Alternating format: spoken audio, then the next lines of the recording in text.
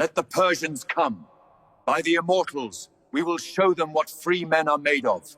Ready the troops for war.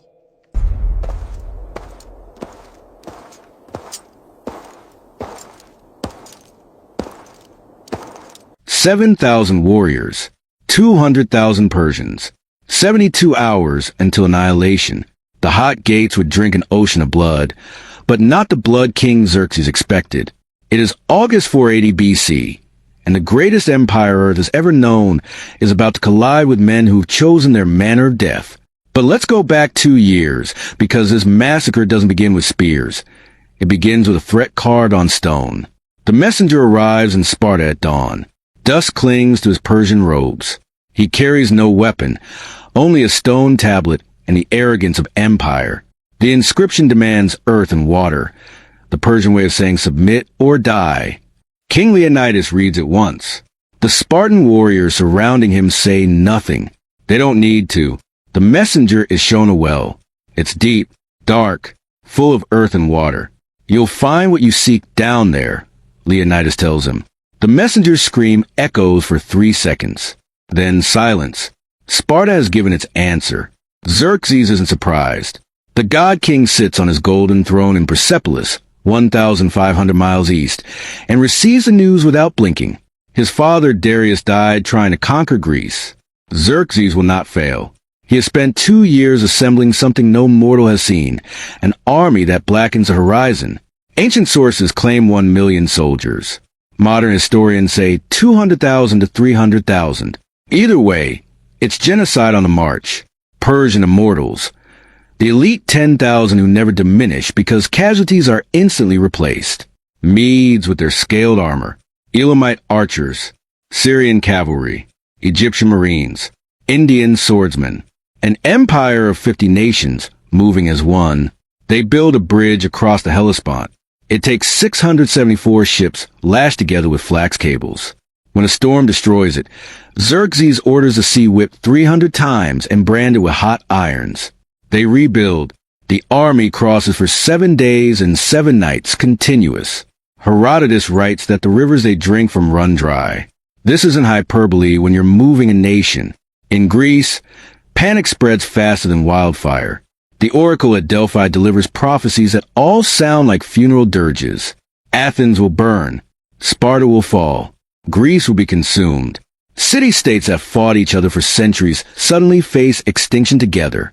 They form the Hellenic League, a miracle of cooperation born from terror. But who will lead the defense? Sparta has the warriors. Athens has the ships. Neither trusts the other. Leonidas volunteers. Not because he's young. He's nearly 60. Not because he's naive. Spartan kings don't do naive. He volunteers because he knows. The Carnea festival forbids the full Spartan army from marching during late summer. Religious law chains them. By the time the festival ends, Persia will own Greece. So Leonidas takes what he can. 300 Spartans, his personal guard. Warriors chosen not just for skill, but for having living sons. Genetic insurance for Sparta's future. They will buy time with their bodies. But they aren't alone. As they march north, others join. 700 Thespians, 400 Thebans, 1,000 Phocians, Locrians, Corinthians. Eventually the Greek force swells to roughly 7,000. Not nearly enough. A child could calculate the odds. But they march anyway because the alternative is slavery. They arrive at Thermopylae in early August. The place looks like Zeus designed it for ambush. The name means hot gates. Sulfur springs bubble from the ground, staining rocks yellow, filling the air with the stench of rotting eggs. A narrow coastal pass squeezed between Mount Calidromo and the Malian Gulf. At its narrowest point, maybe 15 meters wide. Just enough space for a wagon. Mountains on one side, ocean on the other. No flanking. No cavalry charges. Just meat, grinder mathematics. Leonidas smiles for the first time in weeks. They rebuild the Phocian wall, an ancient stone barrier crumbling from neglect. Spartan engineers work through the night. Stones the size of men. Mortar mixed with clay. It won't stop the Persians. Nothing could, but it will channel them. Force them into a killing corridor, where numbers mean nothing and skill means everything. The Greeks practice their formations, shield walls, rotations, the phalanx. 8 men deep, bronze hoplon shields overlapping like dragon scales. 7-foot spears projecting forward, the Spartan version of a blender. 3 days pass. They wait. The tension is a living thing. Some men pray. Others sharpen weapons. The thespians tell jokes. Dark humor is universal. Then on the 4th morning, a scout returns at full sprint. They're coming. The Persian vanguard appears on the horizon at noon. Not the full army. That would take hours to deploy. Just a scouting force. Maybe 10,000 men. They stop half a mile away and stare. Greek sentries stare back. Neither side moves. This is the moment before. The inhale before the scream. A Persian cavalry officer rides forward. He surveys the Greek position and sees something that confuses him. Spartans outside the wall, exercising, combing their hair, long hair, according to Spartan law, worn only by warriors who fear nothing. The officer rides back and reports to Xerxes. The god king laughs. Greeks are preparing for a beauty contest. He doesn't understand that Spartans grooming their hair is a funeral ritual. They're making themselves beautiful for death. Xerxes waits 4 days. He's certain the Greeks will retreat once they see his full army. He's wrong. Each morning, Greek scouts report the same thing. Persians arriving by the tens of thousands. Columns that take 6 hours to pass a single point. Supply trains stretching to the horizon. Siege equipment. War elephants. Ships. The entire appetite of empire. And still the Greeks don't move. On the 5th day, August 17th, Xerxes' temper shatters. He unleashes the Medes. 10,000 light infantry armed with short spears and wicker shields. They advance in a roar of confidence. They've conquered nations. These Greeks are a speed bump. They charge up the pass, expecting the wall to be the hard part. It isn't. The Greeks open the gates and march out. Phalanx formation. Perfect lines. The Medes crash into them like water into stone. The sound bronze on bronze, wood on flesh, men screaming, bones snapping. The Greeks don't break. Their shields interlock. Their spears work in rhythm, stabbing over and under the shield wall. 18 inches of iron finding throats, bellies, thighs. The Medes push. The Greeks don't move.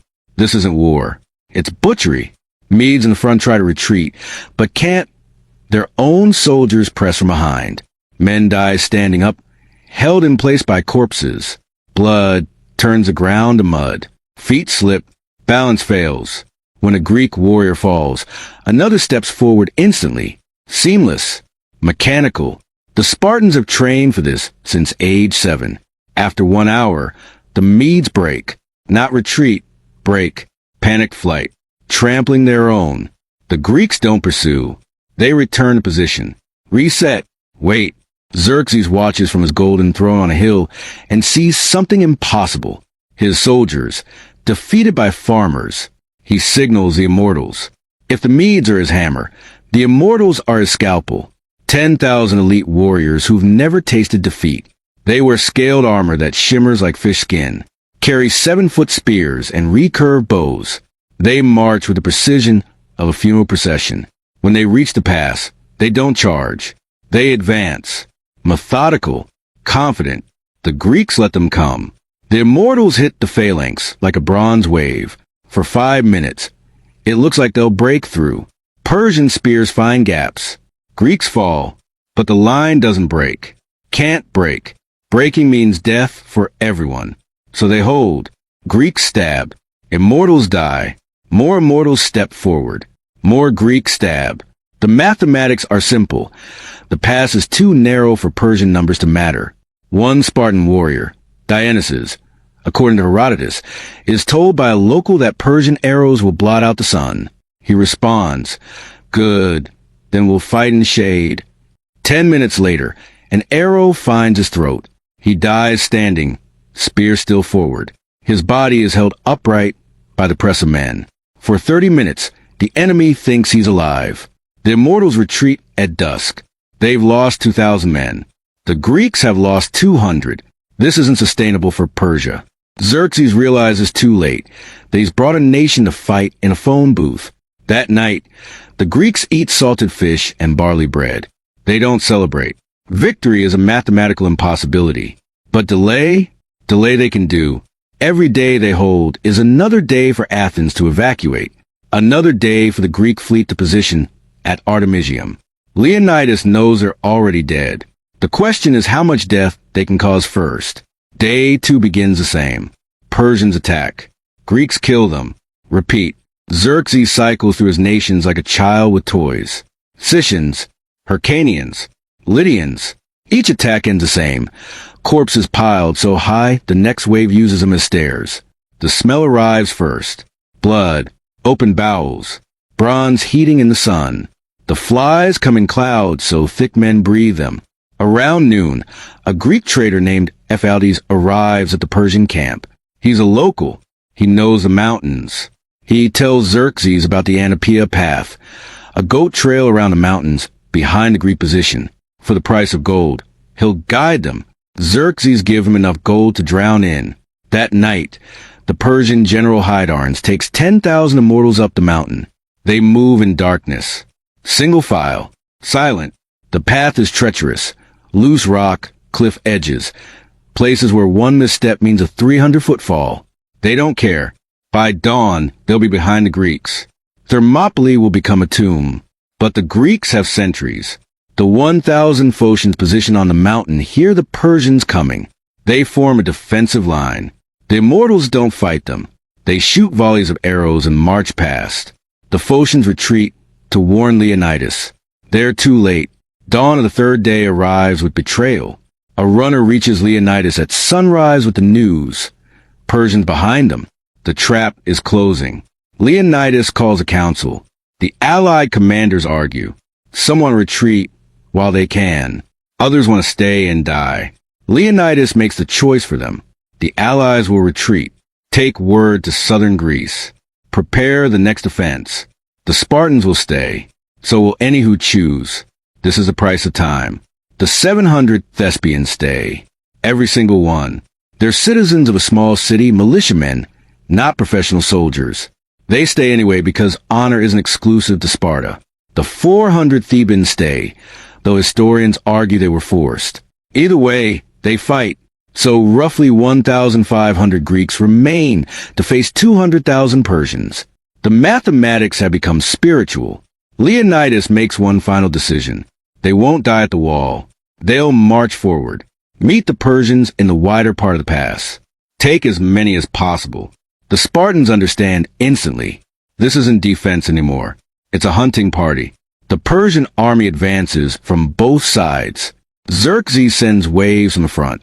Hydarnes closes from the rear. The Greeks march out to meet them. No formations now. No phalanx. Just 1,500 men, surrounded by an empire, deciding how many they can drag to hell. The fighting becomes mythic. Spartans discard broken spears and fight with swords. When swords shatter, they use shields. When shields break, they use fists and teeth. Leonidas kills a Persian general in single combat, takes an arrow to the thigh and keeps fighting. Kills 3 more. Takes a spear to the side. Kills 2 more. Falls. The Spartans fight over his body. Not to save him. He's already dead. But to deny Xerxes a trophy. They form a circle around their king's corpse. Persians swarm. The circle shrinks. Greeks die one by one, but never the last man. Never isolated. They die together. Stacked on each other, shields still locked. By noon it's over. Every Greek is dead. The Thespians, the Thebans, the Spartans, all of them. The Persian casualties? Ancient sources say 20,000. Modern historians estimate 5,000 to 10,000. Either way, the price of the hot gates is written in blood. Xerxes orders Leonidas' body found. When they recover it, he orders the head cut off and mounted on a pike. It's a desecration against Persian custom, against honor. But Xerxes is past honor. This king of slaves made him wait, made him bleed, made him look mortal. But here's the irony that Xerxes doesn't see yet. He won the battle. He'll march south. He'll burn Athens. He'll believe for 3 glorious weeks that Greece is his. But Thermopylae has already killed him. Those 3 days bought time. Time for Athens to evacuate. Time for the Greek fleet to prepare. At the Battle of Salamis 1 month later, that fleet will destroy the Persian navy. Xerxes will retreat. His army will be crushed at Plataea the following year. The invasion that seemed inevitable will collapse. And the reason? 3 days at a mountain pass where 1,500 men refuse to move. The Greeks bury their dead with honors. They erect a stone lion for Leonidas. The epitaph, written by the poet Simonides, is 8 words in Greek.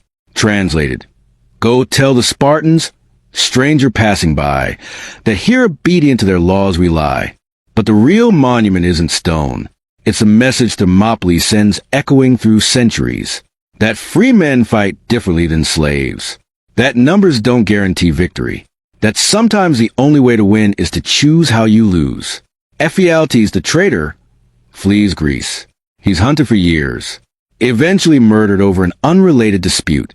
Legend says the Spartans paid for it. Truth says karma handles itself. The immortals return to Persia depleted.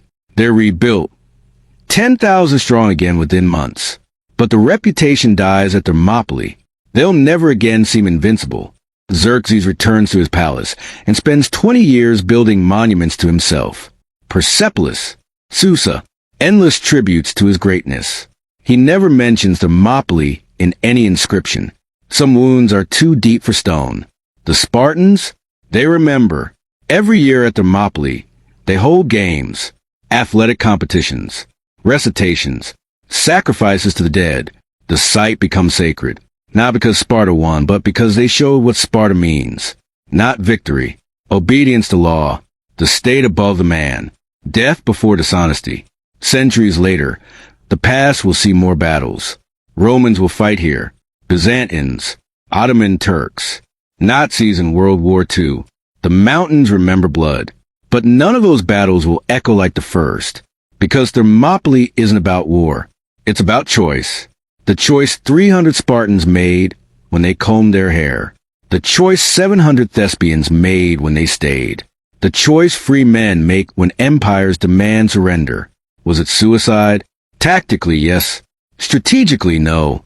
Those 3 days changed the calculation, gave Greece time to breathe, to plan, to fight back. Without Thermopylae, there's no Salamis. Without Salamis, there's no Western civilization as we know it. Philosophy, democracy, theater, science, all of it survives because 1,500 men decided to die in a mountain pass. But here's the darker truth nobody likes to talk about. Leonidas chose his 300 based partly on politics. Spartan society was a machine designed to produce warriors. But warriors don't farm, don't build, don't trade. They have slaves for that. The Helots, conquered people outnumbering Spartans 10 to 1. Every Spartan warrior who marches to Thermopylae leaves a city vulnerable. So Leonidas chooses men with adult sons. Men whose genetic lines are secure. Men whose deaths won't end families. It's cold, calculated, brutal, and perfectly Spartan. The Helots rebel within decades. Sparta never fully recovers. The machine that produced Leonidas eventually destroys itself. By 300 years later, Sparta is a tourist attraction. Visitors pay to watch descendants of warriors reenact battles. The culture dies. But the myth lives forever. Thermopylae becomes a story every general studies, every soldier hears. The Alamo, Rorke's Drift, Bastogne, modern soldiers still reference the hot gates, still talk about the 300, still ask the same question, would I stand? Persian records barely mention the battle. Why would they? From their view, it's a minor delay, a hiccup. They win anyway, briefly, but the Greek version spreads. Herodotus writes it down 50 years later, adds details, embellishes, turns men into myths. And the myths do what history can't. They inspire. They travel. They infect other cultures with dangerous ideas. That empires can bleed. That slaves can resist. That sometimes the only rational choice is the impossible one. 2,500 years later, we're still telling the story. Hollywood makes movies. Artists paint scenes. Writers craft novels. The details change. The armor gets shinier. The The abs get more defined.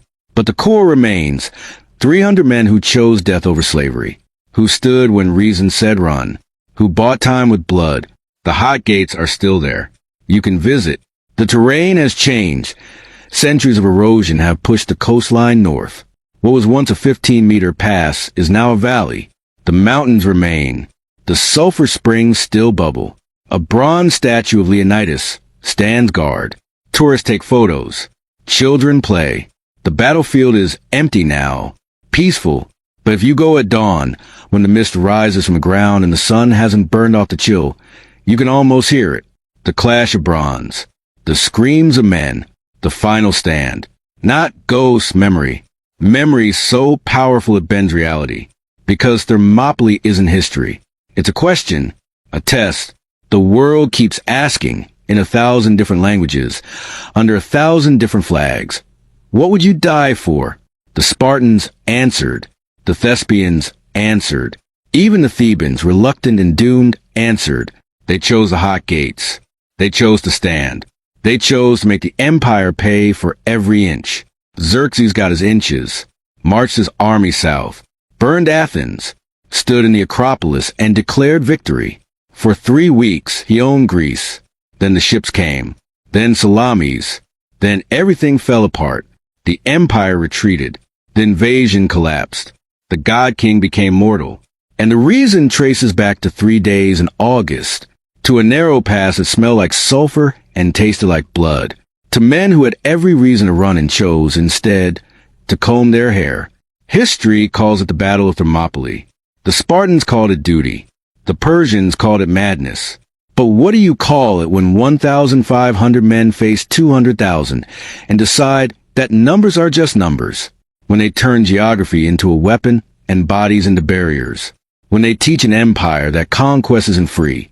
It bleeds, it suffers, it pays in ways gold can't measure. You call it Thermopylae. You call it the hot gates. You call it the day the world learned that some men choose how they die. And in choosing, they decide how empires fall. The sun sets on the battlefield. The bodies lie in heaps. Persian soldiers strip the dead, taking armor, weapons, anything valuable. They work quickly. Even victors fear this place. It reeks of something beyond death. Something that makes empires nervous. The smell of free men dying on their feet. Xerxes leaves the next morning. He doesn't look back. But Thermopylae follows him. In every Greek city that resists longer than expected, in every battle that costs more than calculated, in every moment his soldiers hesitate before charging. The hot gates planted a seed, and seeds grow. That's the final irony. Xerxes wanted to conquer Greece to avenge his father, to prove Persian supremacy, to break the Greeks so thoroughly they'd never rise. Instead, he unified them, gave them a story, gave them martyrs. Gave them proof that Persia could bleed. His invasion created the Greek identity that would eventually spread across the known world, shaping civilization for millennia. All because 300 Spartans combed their hair. All because 700 Thespians stayed. All because one king chose death over submission. Thermopylae, the hot gates, where 7,000 met 200,000, where honor faced empire, where men became myth, not because they won, because they stood. The mountains remain. The gates endure.